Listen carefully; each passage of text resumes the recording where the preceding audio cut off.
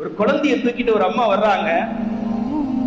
3 குழந்தைய வச்சிருக்காங்க. அந்த அம்மா பேட்டி தர்றாங்க. கெஸ்டாவில் உள்ள அம்மா ஒரு பேட்டி தர்றாங்க.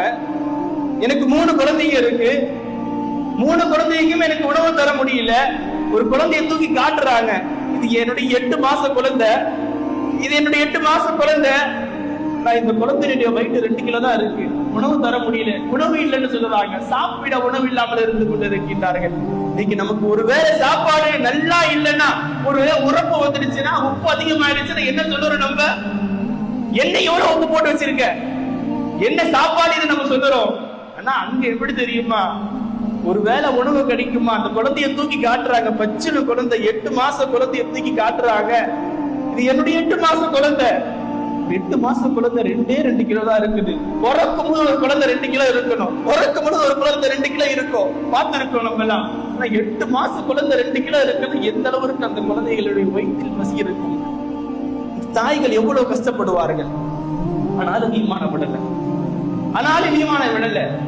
எத்தனையோ நபர்கள்